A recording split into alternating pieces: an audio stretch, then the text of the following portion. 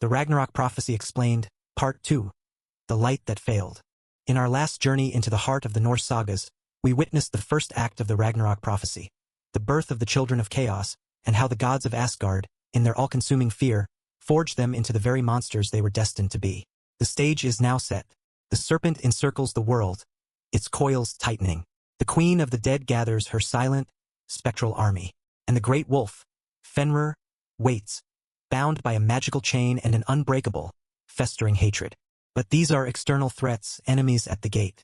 The true beginning of the end, the event that would shatter the morale of Asgard and poison its heart from within, was something far more intimate and far more tragic.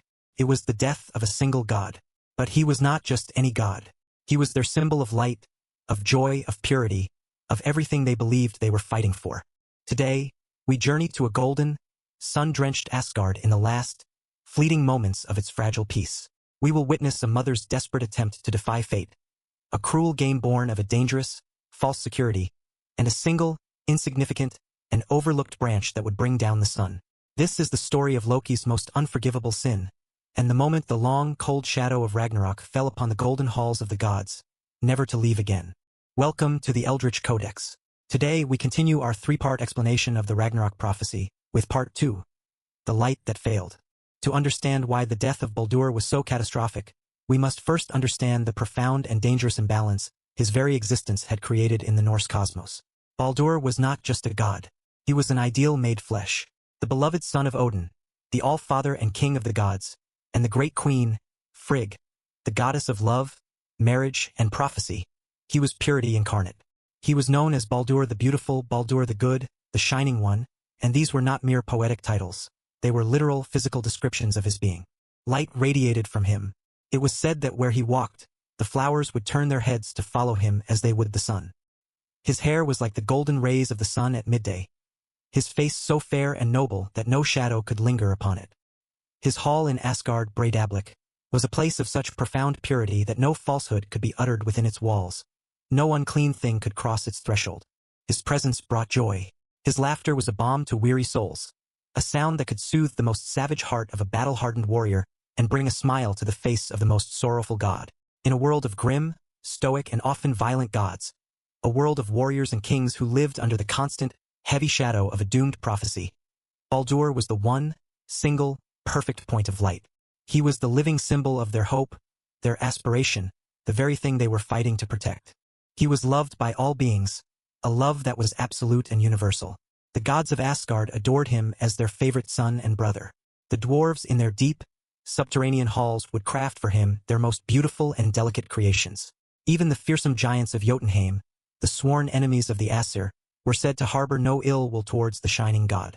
The very elements of the earth, the stones, the trees, the rivers seemed to rejoice in his presence. He was the embodiment of all that was good, all that was pure, all that the gods believed they were fighting for in their endless struggle against the forces of chaos. And that, in a universe built on a brutal, violent, and necessary balance, was precisely and catastrophically the problem. The Norse cosmos is not a place of absolutes. It is a world of dynamic, violent, and necessary tension. It is a world born from the clash of opposites. It began with the meeting of the primordial fire of Muspelheim and the frozen, eternal ice of Niflheim in the great, empty void of Ginnungagap. From this violent elemental union the first beings were born. The entire system, the very stability of the 9 worlds held in the sacred branches of the great world tree, Yggdrasil, depended on this eternal, dynamic, and often violent equilibrium. It is a world of the light of Alfheim and the darkness of Svartalfheim. It is a world of the cosmic order of Asgard and the untamed chaos of the wild lands of Jotunheim. It is a world where the gods, the forces of order, are not all-powerful. They are mortal. They can be wounded, they can be tricked, and, as they know all too well, they can be killed. Their very existence is defined by their struggle against their opposites. But Baldur, in his radiant, untouchable perfection, broke this fundamental balance. He was a being of pure, unadulterated, and absolute light. He cast no shadow. He knew no sorrow, no anger, no fear. He was a perfect, static, and unchanging ideal in a dynamic, imperfect, and ever-changing universe. His very existence was a paradox, a disruption to the fundamental laws of his reality. And Loki, the god of chaos and change, the being who existed in the gray spaces between all things, the one who was neither fully Aesir nor fully giant, understood this with a chilling and perhaps unique clarity.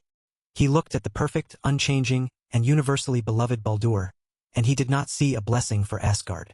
He did not see a source of joy. He saw a cosmic anomaly. He saw a beautiful, perfect, and dangerously unstable weight that was slowly, inexorably, pulling the entire tapestry of fate out of its natural balanced alignment.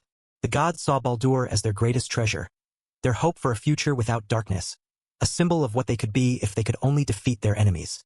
But Loki, the trickster, the ultimate realist, saw him as a flawless, beautiful statue placed upon one side of a great cosmic scale.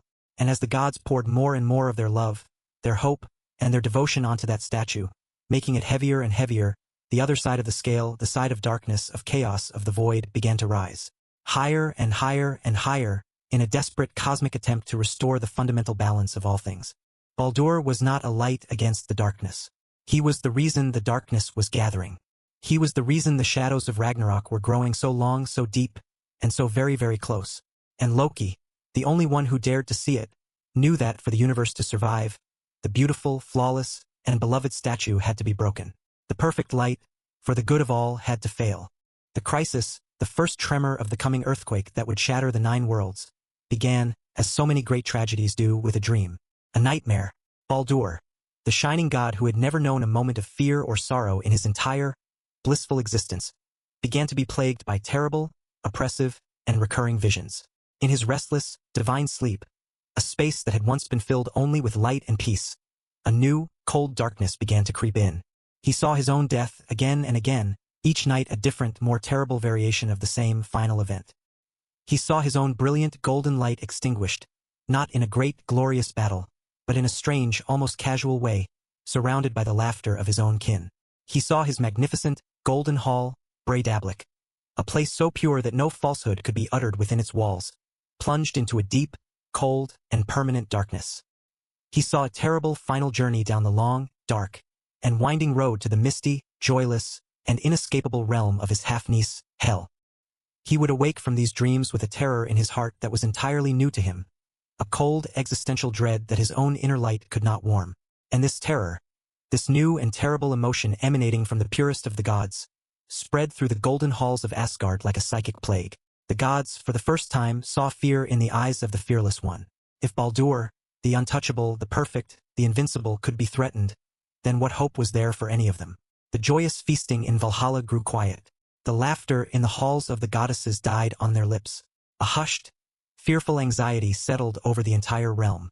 The end, which had always been a distant, theoretical prophecy, a story for a long winter's night, suddenly felt very, very near. Odin, the All-Father, was most disturbed of all. He was the god of prophecy, of wisdom, of hidden knowledge. His own visions had long foretold the coming of Ragnarok, but he knew that the death of his beloved son, Baldur, was the first terrible and most crucial domino that would set the entire catastrophic chain reaction in motion. It was the crack in the great dam that would lead to the final world-drowning flood. Desperate for more clarity, for a way to see the details of this terrible fate, he embarked on a dark and perilous journey.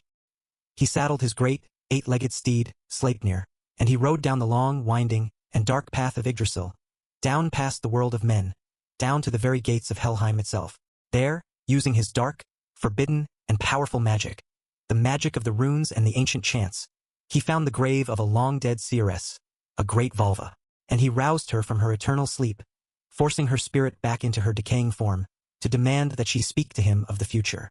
The Volva, her voice like the rustling of dry bones, her words filled with the dust of ages, confirmed his worst fears.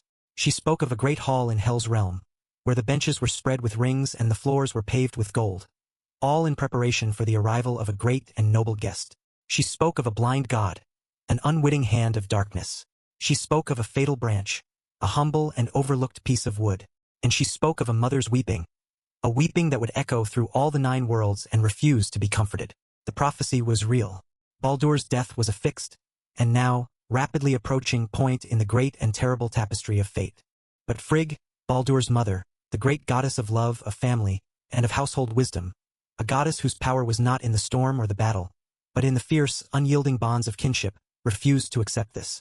She was a mother, and a mother's love is a force that will even dare to defy what has been written by the Norns themselves. If fate could not be unwritten, she would, through her own indomitable will, make it impossible to enact. She embarked upon a desperate, monumental, and heartbreaking quest. She would extract a personal promise, a sacred and magically binding oath, from every single thing in all of creation. She traveled across all the 9 worlds, a frantic, pleading, and powerful queen on a mission of maternal love. She went to the fiery depths of Muspelheim and took an oath from the very flames themselves. She went to the icy, primordial wastes of Niflheim and took an oath from the ancient, grinding ice. She journeyed to the dark, subterranean lands of the dwarves, Svartalfheim, and she took an oath from iron, and from gold, and from every metal that could be forged into a weapon. She went to the great mountainous halls of the giants, Jotunheim, and she took an oath from the very stones of the mountains. She took an oath from the great trees of the forest, that their wood would not pierce him. She took an oath from the waters of the rivers and the seas, that they would not drown him. She took an oath from all the beasts of the field, from the great bears to the smallest mice, and from all the birds of the air. She took an oath from sickness, that it would not touch him, and from poison, that it would not harm him. All of them, every single element and entity in all of creation, moved by her love and her tears, swore a solemn, binding oath never to harm her beloved shining sun. When she returned to Asgard, exhausted but triumphant, her great and impossible task complete, a great wave of relief washed over the gods. They believed she had done it. They believed she had outwitted prophecy itself. They believed she had, through the sheer force of a mother's love, woven a new, impenetrable layer of protection over the tapestry of fate. They had made their shining god truly and absolutely invincible. And in their relief, in their joy, they became careless. They became arrogant. They began to play a very, very dangerous game.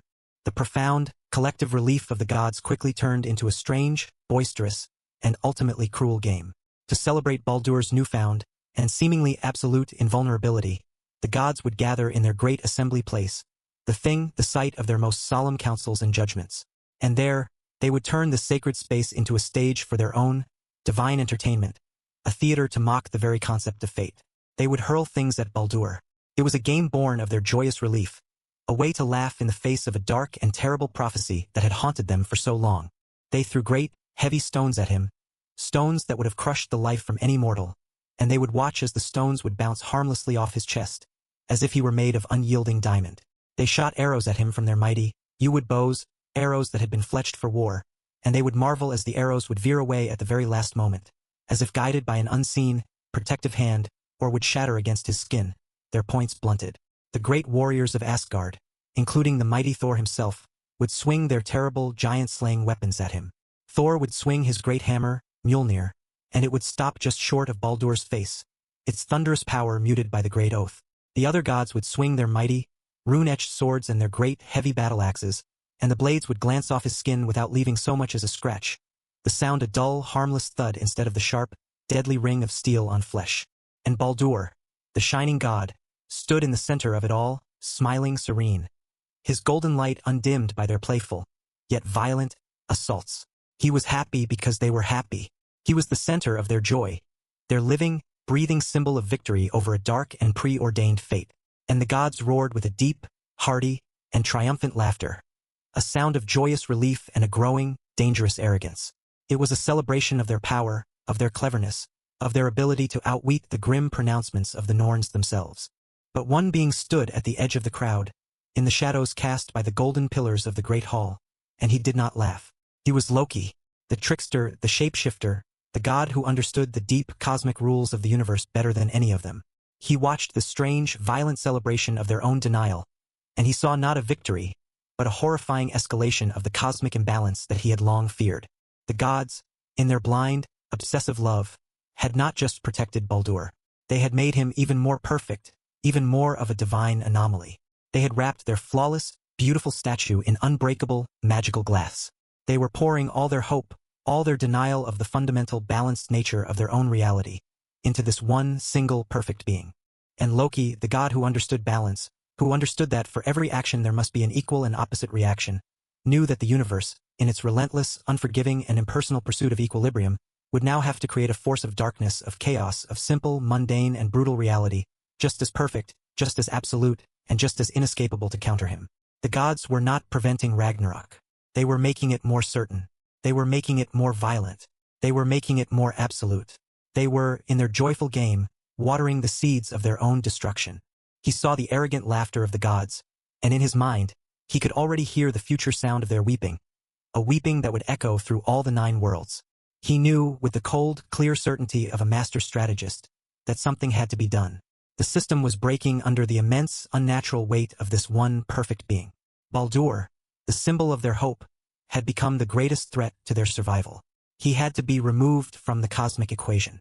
The flawless, invincible statue had to be broken, to remind the gods that nothing, not even the most beautiful and beloved among them, is immune to the fundamental and often cruel laws of existence. And if the gods, in their blindness, would not act, then he, the trickster, the outcast, the one who always saw the flaw in the pattern, would have to act for them. Loki, the master of finding loopholes, the god who knew that no magical oath, no matter how grand, is ever truly perfect, set his dark and, in his own mind, necessary plan in motion. He understood that there is always a forgotten detail, an overlooked exception, a single quiet whisper in the grand, roaring chorus of a great spell. To find it, he transformed himself. He was a shapeshifter, and his greatest weapon was not a sword, but deception. He took the shape of an old, frail, and unassuming woman, a crone leaning heavily on a gnarled walking stick, her face a mask of wrinkles, her back bent with the feigned weight of ages. And in this harmless guise, he went to Fensaler, the great watery hall of the goddess Frigg. He found her in her chambers, watching the cruel games in the distance from a high window, her face beaming with a proud and slightly smug mother's smile. The old woman shuffled up to her, her steps slow and uncertain. "It is a marvelous thing to see, my lady," she croaked, her voice trembling with a perfectly feigned, elderly weakness. "All of Asgard celebrating the invincibility of your beautiful, shining son. Is it true, then, that all things in all the worlds have sworn a solemn, unbreakable oath never to harm him?" Frigg, her heart full of triumphant relief and perhaps a touch of prideful boasting, a desire to share her great victory with this humble, old woman, smiled warmly. "Yes," she said, "all things, fire and water, iron and stone, sickness and poison. I have traveled the 9 worlds and taken an oath from them all. My son is safe now forever." She paused, a small, dismissive smile playing on her lips. "Well, all things except one." Loki's heart, hidden beneath the frail facade of the old crone, gave a cold, quiet, triumphant leap. He had found it. "Oh?" the crone asked, her voice trembling with a perfectly feigned, almost gossipy curiosity. "You missed one? How careless of the gods." "Oh, it's nothing," Frigg said with an airy, dismissive wave of her hand, a gesture that would seal her son's doom. "Just the mistletoe. It grows on an old oak tree west of Valhalla. When I was gathering the oaths, I saw it, and it seemed so young, so small, so green and harmless, that I thought it would be pointless, even insulting, to ask an oath of it. What harm could a tiny, insignificant sprig of mistletoe possibly do to a shining god? And there it was, the loophole, the single, overlooked, and fatal thread in Frigg's great, cosmic web of protection. Loki gave his thanks to the goddess for sharing her wisdom, for her comforting words, and then he hobbled away. The moment he was out of sight of the goddess's hall, he shed his disguise, his face now a mask of cold, grim, and terrible purpose. The universe itself had provided him with the tool he needed. The mistletoe was no longer just a humble plant. It was now a symbol of everything the gods, in their blind, arrogant adoration of their perfect son, had overlooked. It was the one small, insignificant, and humble piece of reality that they had deemed beneath their notice, and it would be their undoing. He traveled to the great oak tree west of Valhalla and found the plant, growing as a humble, green parasite on the mighty tree. He plucked a branch. It was thin, light, almost fragile in his hands. He returned to his secret workshop and, with his cunning, skillful fingers and a sharp, obsidian knife, he began to shape it. He did not craft a mighty spear or a sharp arrow. He fashioned a simple, hard, and perfectly pointed dart. A weapon so simple, so small, so mundane, yet now, through the hubris and the carelessness of the gods, it was the single most dangerous object in all the 9 worlds. He held the mistletoe dart in his hand. This was the moment of his final, terrible choice. He knew what he was about to do. He was not just planning a prank. He was not just acting out of simple jealousy. He was planning a strategic, cosmic assassination. He believed, in his complex, twisted, and perhaps supremely arrogant way, that he was acting as a divine surgeon, preparing to remove a beautiful, beloved, but ultimately cancerous tumor from the very heart of Asgard, to save the life of the patient, the world itself. He was about to commit an unforgivable sin, not out of simple human malice, but out of a desperate, terrifying, and lonely sense of cosmic necessity. He would bring a little darkness into their perfect, blindingly bright world now, to prevent a far greater, all-consuming darkness from rising to meet it later. He returned to the assembly of the gods. The cruel, joyful, and oblivious game was still in full swing. The halls of Asgard rang with laughter as the gods continued to hurl their weapons at the smiling, serene, and invulnerable Baldur. But Loki noticed one figure standing apart from the others, at the very edge of the crowd, a solitary shadow in the midst of the golden light. It was Hydra, Baldur's own twin brother. Hydra was the god of darkness, not in a malevolent evil sense, but in a literal physical one. He was blind. He stood in the direction of the joyous laughter, his face filled with a quiet, profound sadness, unable to partake in the celebration of his brother's glory. He was strong and noble, but without his sight, he could not aim a spear or throw a stone. He was an outsider in his own home, a shadow at the edge of the light. And Loki, the master manipulator, the god who understood all weaknesses, all desires, all pains, saw his perfect, tragic, and unwitting instrument. He approached the blind god, placing a friendly, comforting hand on his shoulder. His voice was smooth as silk, filled with a false, pitying kindness that was his greatest and most terrible weapon. "Why do you not join the game, Hydra?" he asked softly. "Why do you not also show honor to our brother Baldur?" Hydra sighed, a sound of deep, resigned melancholy. "You know why, Loki? Cannot see where to throw. And besides, I have no weapon to throw even if I could." "Nonsense," Loki said, his voice bright with a feigned, helpful enthusiasm. "That is no reason to be left out of the honor. You should have your turn to celebrate him just like the others. Here." He pressed the small, hard, and seemingly insignificant mistletoe dart into Hydra's hand. "I have a small twig. It is nothing, but it will serve. And do not worry about your aim. I will guide your hand." Hydra hesitated. He was a god of darkness, but not of deceit. His heart was pure, but he trusted Loki, his clever half-brother, and he desperately wanted to be a part of the celebration, to share in the joy of his siblings' triumph, to feel, for a single, fleeting moment, like he belonged. He took the dart. "All right," he said, his face breaking into a rare, hopeful smile. "Show me where to aim." Loki stood behind the blind god. He placed his hands over Hydra's, gently positioning his arm, aiming it with a cold, terrible, and unwavering precision directly at the heart of the smiling, unsuspecting Baldur. The din of the other gods' laughter and their boisterous shouting covered their quiet, deadly conspiracy. No one was paying attention to the blind god and the trickster in the shadows. All eyes were on the shining god. "A little to the left," Loki whispered in his ear, his voice a serpent's hiss of encouragement. "Now, raise your arm just so. Perfect. Throw it now, Hydra. Throw it with all your strength. For the honor of your brother." Hydra, with a joyous and powerful shout, a shout of inclusion, of participation, hurled the mistletoe dart with all the might of a god. It flew through the air, a small, insignificant, and almost invisible streak of wood. It was not a mighty spear. It was not a sharp sword. It was just a twig. It struck Baldur in the chest. There was no great explosion. There was no flash of divine wrath. There was just a quiet, soft, and final gasp. Baldur the beautiful, the shining one, the god who could not be harmed, swayed on his feet. A look of profound, gentle, and utter surprise crossed his face. And then, like a great golden statue whose inner light has been suddenly and inexplicably extinguished, he fell. The laughter in the hall died instantly, replaced by a sudden, shocked, and absolute silence. The gods stood frozen, their weapons half raised, their faces masks of utter, uncomprehending disbelief. A silence colder than the frozen depths of Niflheim, the realm of the dead, crept through the golden halls of Asgard. For the first time in the history of their world, Baldur bled. And as his golden, divine life slipped away onto the cold stone floor, so too did the joy, the hope, and the light of the gods. Frigg, his mother, let out a single, soul-shattering scream of a grief so profound it seemed to crack the very air. Odin, the All-Father, was the only one who did not look surprised. He simply looked utterly, devastatingly defeated. He knew with his terrible, prophetic wisdom what this meant. The first and most important domino had fallen. All eyes turned to Hydra, the blind god, who stood with his hands still outstretched, a look of utter confusion on his face. He could not see what had happened, but he could feel the sudden, terrible cold, a wave of absolute despair that had washed over the hall. Did I do it?" he asked, his voice a hopeful, and now heartbreaking whisper. "Did I honor him?" But Loki was gone. He had vanished into the shadows the moment the dart had left Hydra's hand. His terrible, tragic, and, in his own mind, necessary work was done. The gods did not weep for long.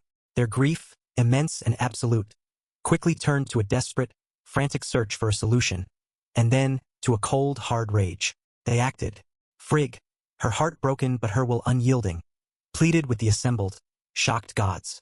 "Who among you," she cried, her voice thick with tears, "is brave enough to journey down the long road to Helheim and offer the goddess Hel a ransom for my son's return?" He pleaded his case with all the eloquence of a god. He spoke of the great, world-encompassing sorrow that had befallen Asgard, of the weeping of gods and men.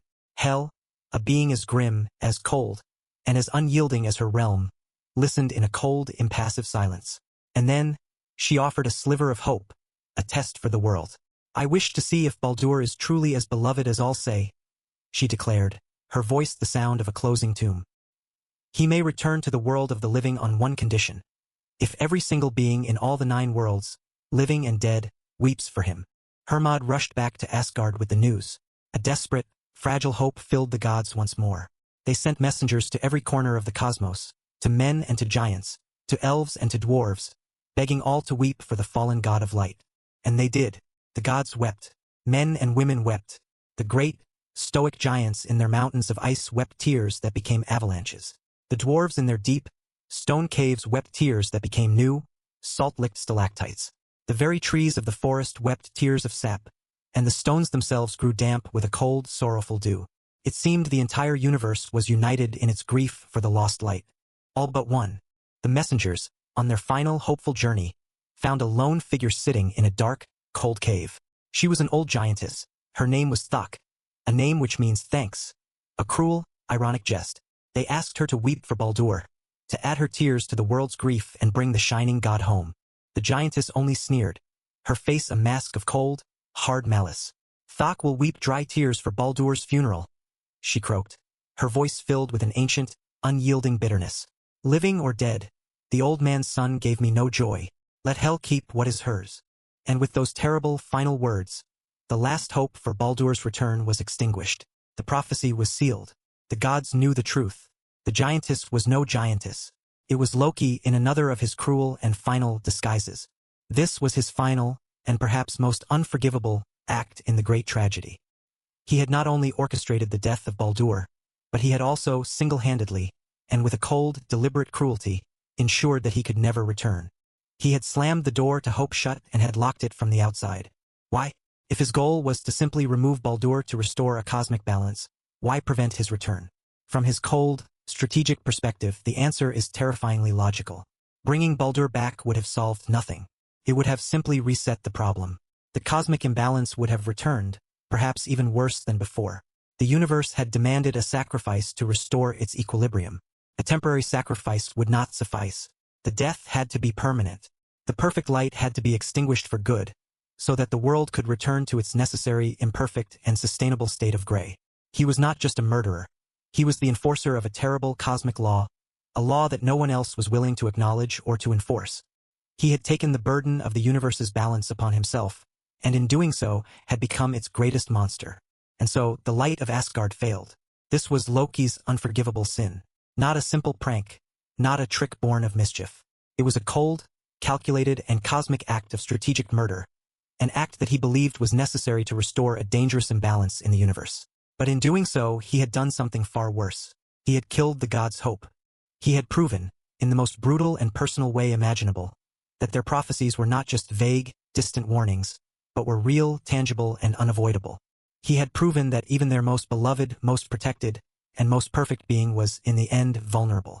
He had shown them that all their desperate efforts to defy fate, to weave a new, safer reality through oaths and magic, were not only futile, but were the very tools that fate used to achieve its own grim and inexorable ends. Frigg's great quest, her journey across the 9 worlds, had not been a triumph over fate. It had been the very act that had narrowed down the weapon of fate to a single, easily wielded, and overlooked twig. The death of Baldur was the great turning point in the saga of the Norse gods. It was the moment that transformed Loki, in the eyes of all of Asgard, from a necessary, if troublesome and often dangerous, agent of chaos into an unforgivable enemy, a traitor to his own blood brother, a murderer of their collective joy. It was the act that would lead directly to his own terrible binding in the dark caves beneath the earth, a punishment of such eternal agony that it would burn away any last vestiges of loyalty he had to the Aesir and temper his spirit into a thing of pure, unadulterated vengeance. The gods, in their grief and their rage, would go on to hunt Loki down. They would bind him with the entrails of his own son, and they would set a serpent to drip venom upon his face for all eternity. But these acts of vengeance, like their earlier binding of his son, Fenrir, would only serve to further solidify the prophecy. They were ensuring that when Loki finally broke free at the dawn of Ragnarok, he would be a being not of complex, strategic motivation, but of pure, simple, and all-consuming hatred. The death of Baldur was the first, terrible echo of the end. It was the first note in the sorrowful symphony of Ragnarok. It was the crack in the great dam that would, in time, lead to the final world-drowning flood. The gods had tried to build a fortress of light and perfection to keep the darkness at bay.